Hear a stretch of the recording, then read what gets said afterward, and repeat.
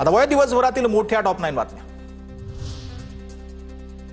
ठाण्यात उद्यानावरून भाजप आणि शिवसेनेत श्रेयवाद। राजमाता जिजाऊ उद्यानाचं दोनदा उद्घाटन। सोमवारी भाजपाकडून सकाळी उद्घाटन तर दुपारी शिंदेंच्या हस्ते उद्यानाचं उद्घाटन झाल्याची माहिती। उद्यानासाठी निधी आम्ही आणला, नरेश मंचकेंची प्रतिक्रिया। तर उद्यानातील कामकाजाबाबत चौकशी करणार, रमेश आमरेंचं वक्तव्य।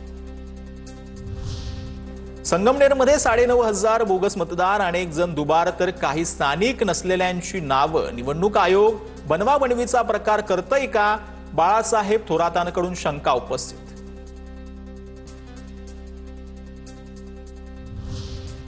नंदुरबारात शेतकऱ्यांनी पंचनामे होत नसल्याची तक्रार माजी कृषी मंत्री कोकाटेंकडे केली। कोकाटेंची कार थांबवत शेतकऱ्यांनी तक्रार दिलेली आहे।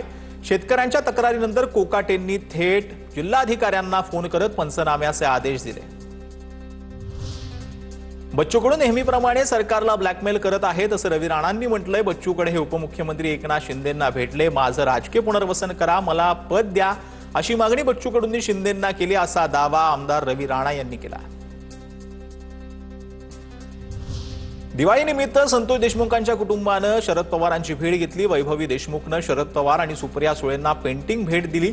संतोष देशमुखांची कन्या वैभवीला मेडिकलला प्रवेश मिळाल्यानं पवारांनी तिचं अभिनंदन करून शुभेच्छा दिल्या।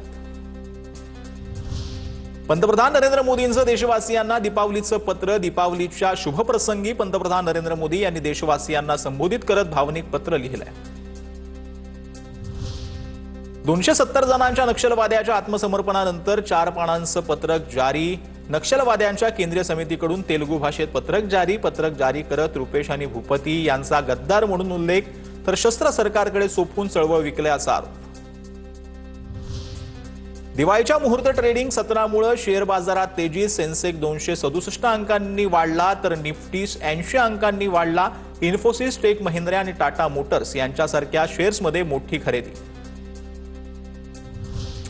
राज्यात आरोग्य योजनांच्या अंमलबजावणीसाठी आता स्वतंत्र वॉर रूम असणार। मुख्यमंत्र्यांचे मुख्य आर्थिक सल्लागार याच्या अध्यक्षतेखाली हे वॉर रूम स्थापन करण्यात येणार आहे। वॉर रूमसाठी 12 सदस्य समितीची स्थापना करण्यात आली आहे। सर्व आरोग्य विषयक योजनांचे एकत्रीकरण करण्यात येणार आहे।